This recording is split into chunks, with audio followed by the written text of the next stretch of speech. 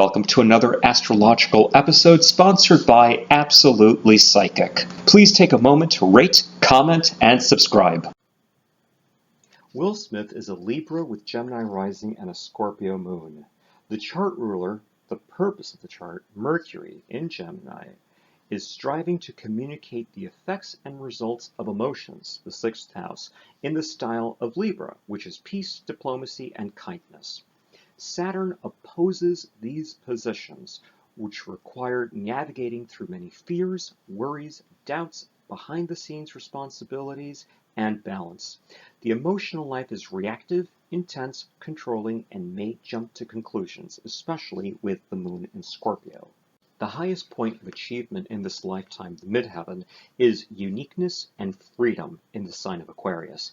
Freeing up is required. More specifically, emotional liberation will be tested. The Sun in Libra in this chart has the purpose to shine in enjoyment, children, creative forces, and balance in a way of emotional expression is released.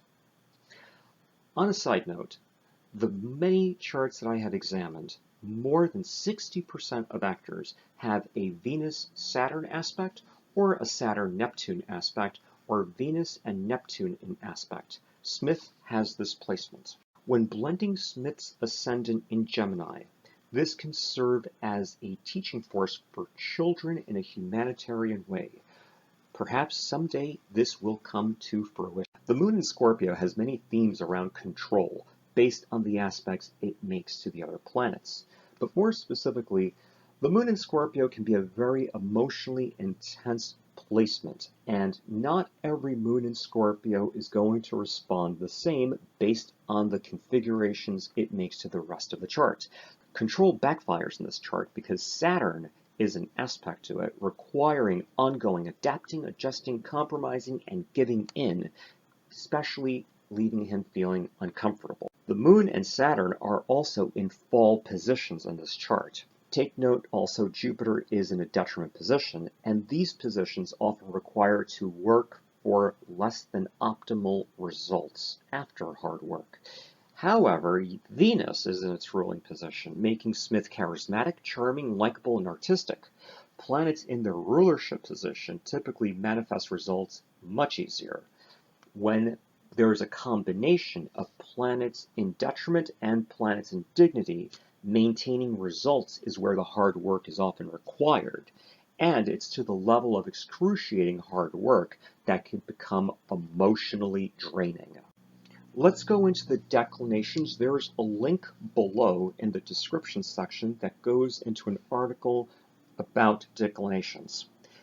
As mentioned a few weeks ago, declinations often get overlooked, yet these aspects are formed by latitude instead of traditional longitude aspects. In Will's chart, Neptune parallels the midheaven. This brings about artistic and intuitive ability. This is very similar to having Neptune conjunct the midheaven. Work in the arts is confirmed. But more importantly, it can also generate an absent parental figure, and this is too confirmed by the father abandoning his family. Pluto contra-parallel the midheaven. This indicates that a parent will dominate the family, whereby rigid and highly controlled behavior is in place to maintain equilibrium. The moon in Scorpio can make the mother domineering. Since the moon has a conjunction to Neptune, I wonder if religion was used as a weapon. Ascendant contra-parallel the moon brings support from women and the public.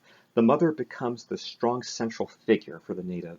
Sometimes the mother becomes high maintenance, whereby she controls the native's life. Venus contra-parallels Mars. This can accentuate one's swag meter, as others will find the native irresistible. The sexual libido is intensified for natives with this element. When combined with the ruler Venus being in its ruling position, this is further strengthened. But also take note that in the traditional longitude aspect, Venus and Mars are in an out-of-sign sextile, making this specific aspect even more important because there's a contra-parallel. Let's use the 90-degree dial as an example. When we plot Smith's planets along the 90-degree dial, more details become visible. Planets on the Aries point are visible to the world at large. These points are 0 and 22.5 of cardinal, 15 of fixed, and 7.5 of mutable. Smith has a combination of Chiron, Uranus, Saturn, and the midheaven and the ascendant on these points. This has the potential to influence a revolution of healing from emotional wounds. More than likely, this will be offset by the birth of a grandchild. This seems to be relatively soon within the next year. Though the 90-degree dial is not needed to see these two aspects, Jupiter-Pluto conjunctions can attain success, charm, and sex appeal. These two planets together expand domination. Now, reverting back to the 90-degree dial, going into the Venus-Mars aspect that we discussed. The Venus-Mars midpoint is also on the Aries point, which only accentuates Smith's charisma and likability to the world at large.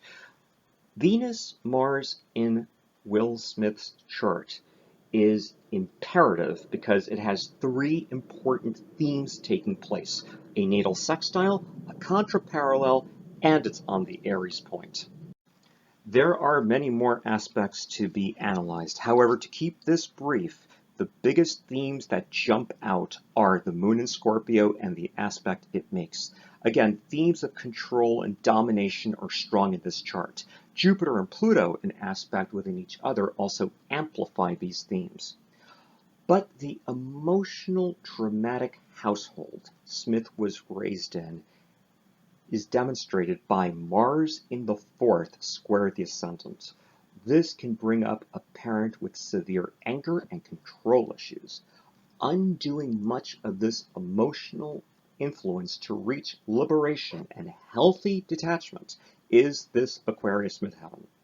Currently, the transiting Saturn traveling through that house will bring about learning lessons surrounding this to the forefront.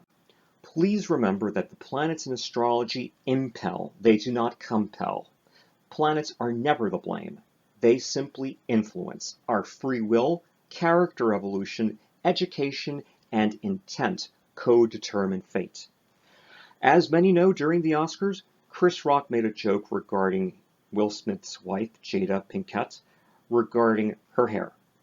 Smith went up onto the stage and smacked Rock in front of the whole world to see.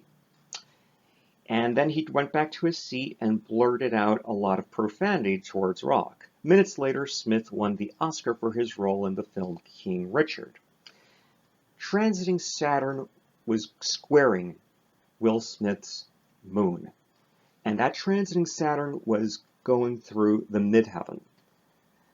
Midheaven Saturn is often about learning lessons, hard work, possible recognition.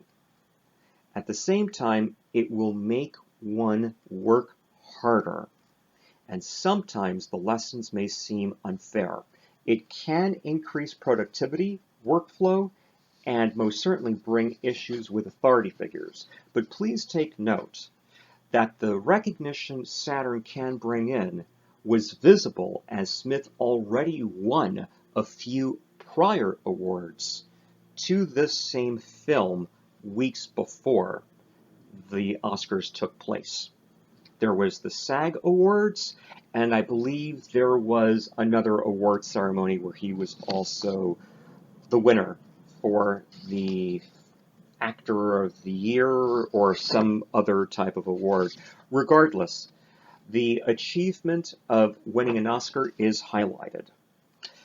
Now, on a side note, the last time transiting Saturn was in this exact position was in 1992, when Smith's fame rose in the role of Where the Day Takes You and the 6 Degrees of Separation. The moon in astrology governs emotions. Saturn's transits to Smith's moon in Scorpio will bring learning lessons around detaching emotionally. Yet, I do want to take you back to Smith's natal relationship to the moon and Saturn as these two natally have a difficult aspects. Usually the rule of thumb is whenever a planetary pattern repeats itself, based on the nature of the natal relationship, determines how this event will unfold when it comes to a transit. The current transiting Saturn in the sign of Aquarius brings again learning lessons surrounding rationality, using words and ideas instead of emotions. Smith's natal moon in Scorpio is defined by a fall position to the moon, which may overreact to situations as intense feelings take over. There are severe learning lessons for Smith in working out his emotions and choosing his responses that seem fit. The moon in Scorpio has a strong gift for mindfulness and wisdom through attainment. There is another more intensive transit that impels the impact. Transiting Pluto is squaring Smith's natal Mercury and Venus, setting off a cardinal T-square with Saturn. Since transiting Pluto is going through the 9th house, there are issues surrounding legal matters and publicity. Often, Pluto can bring about matters from the past. Pluto aspects are skin deep. This is a huge wake-up call. It is the power of birth and rebirth and transformation. When contact with Mercury comes into play, it will transform the way a person communicates and the way they think. When it comes to contact with Venus, it will transform a person's affection, loving nature, and interpersonal skill. In a T-square, the empty house of the configuration is where most of this activity takes place. In Smith's chart, the 3rd house is where all this will play out. Again, that's communication, news, thinking, and speaking. Pluto also has additional overtones based on Smith's solar arc directions. Currently, Smith has solar arc Venus in square aspect to Pluto.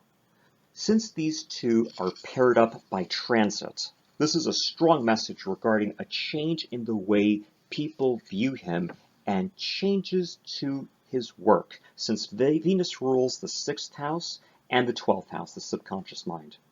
Moving forward, these next few weeks from April all the way till the end of May will bring legal and disciplinary consequences for Smith as Pluto continues aspecting by transit and directions.